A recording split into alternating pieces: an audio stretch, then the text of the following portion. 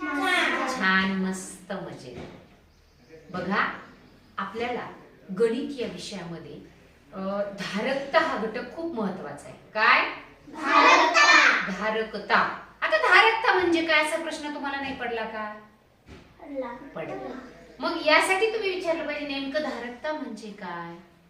गणितामध्ये सगळ्यात महत्वाचा घटक. पहा, धारकता म्हणजे आता हे काय सांगा मला? पुढे सरक इकडे. हे काय सांगा सगळ्यांना? पाण्याची बाटली. या पाण्याच्या बाटलीमध्ये काय भरलंय मी? पाणी. मग या बाटलीमध्ये जेवढं पाणी बसलं त्याला म्हणायचं या बाटलीची धारकता. काय म्हणायचं? या बाटलीत जेवढं पाणी बसलंय, इथं बघायचं, या बाटलीत जेवढं पाणी बसवले मी सध्या जेवढं बसलंय त्याला म्हणायचं ह्या बाटलीची धारकता. मग एखाद्या बकेटमध्ये जेवढं पाणी बसेल ती त्या बकेट मधली धारकता. एखाद्या तांब्यामध्ये पाणी ठेवलं त्या तांब्याची ती धारकता. ज्या वस्तूमध्ये, ज्या भांड्यामध्ये जेवढं पाणी बसेल ती असते त्याची धारकता. म्हणून या बाटलीची धारकता काय आहे? याच्यामध्ये बसलेलं तेवढं पाणी. बरोबर आहे. आता बघा, मी तुम्हाला धारकतेवर आधारित ही माप दाखवणार आहे. या मापावर काहीतरी लिहिलेले. काय लिहिले वाचा? 1000 मिलीलिटर. आता बघा, 1000 मिलीलिटर हे माप तुम्ही कुठं बघितलंय बरं? दूधवाल्याकडे बघितलंय.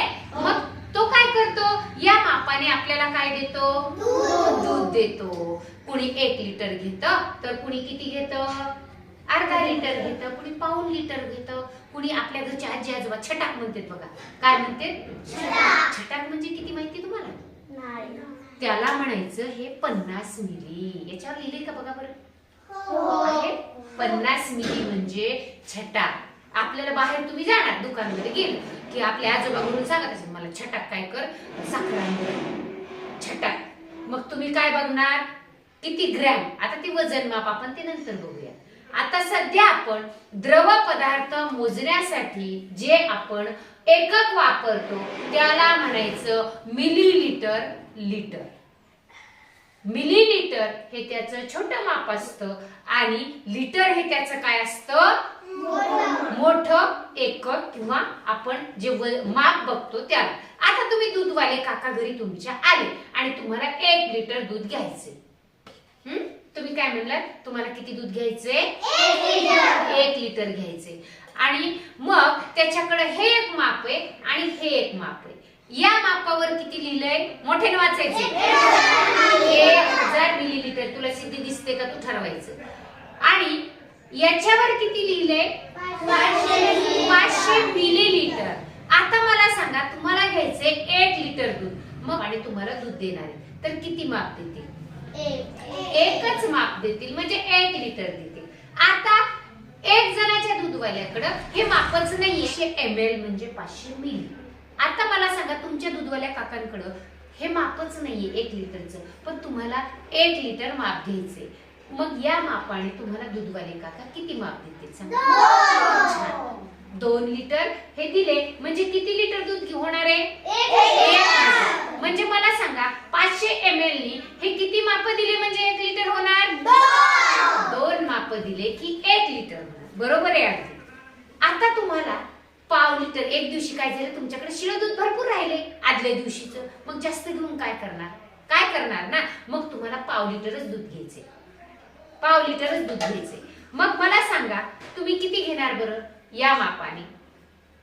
पाव लिटर म्हणजे सांगा, मला सांगा 1 लिटर म्हणजे किती मिलीलिटर? 1000 मिलीलिटर म्हणजे 1 लिटर. अर्धा लिटर म्हणजे किती मिलीलिटर? 500 मिलीलिटर म्हणजे अर्धा लिटर. 1 लिटर म्हणजे 1000 मिलीलिटर. पाव लिटर म्हणजे याच्या अर्धा किती होईल बरं? 250. बोला. 250 म्हणजे याच्या अर्धा. आता या मापाने दूधवाले काका किती माप देतील? अर्धा देतील याची. जर त्यांच्याकडे पाव लिटर नसेल आणि जर असेल तर हे झाले 250 मिली म्हणजे पाव लिटर. बोला.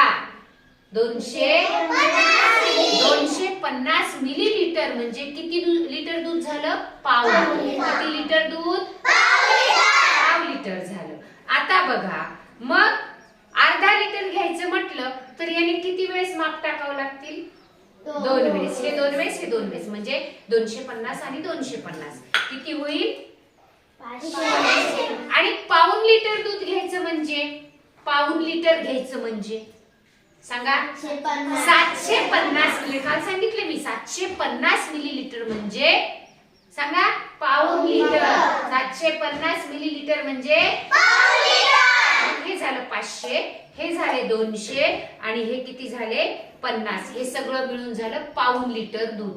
किती झालं? पाऊण लिटर.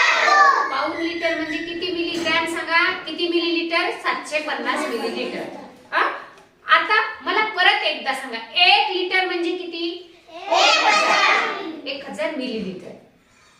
अर्धा लिटर म्हणजे 500 मिलीलिटर. अर्धा लिटर म्हणजे 500 मिलीलिटर. आणि पाऊण लिटर म्हणजे 750 मिलीलिटर. आणि 1 लिटर म्हणजे 1000 मिलीलिटर. पाव लिटर म्हणजे पाव 250 मिलीलिटर. हे पक्क लक्षात ठेवायचं. मग मला सांगा, लिटर आणि मिलीलिटर हे कशासाठीच वापरण्यात येणारे एकक आहे सांगा? द्रव पदार्थ मोजण्यासाठीच एकक काय आहे? Millilitre, litre. मिलीलिटर हे लहान माप आहे आणि मोठं लिटर. पटापट म्हणायचं, 1000 मिलीलिटर बरोबर 1 लिटर. पटपट म्हणायचं, 1000 मिलीलिटर बरोबर 1 लिटर. 500 मिलीलिटर बरोबर अर्धा लिटर. 500 मिलीलिटर बरोबर अर्धा लिटर. म्हणा 250 मिलीलिटर बरोबर पाव लिटर. आणि 750 मिलीलिटर बरोबर पाऊण लिटर. सांगा मला, हे सगळे कशाचे एकक आहेत? मोठे ना? मोजण्याचे एकक. द्रव पदार्थ म्हणजे काय?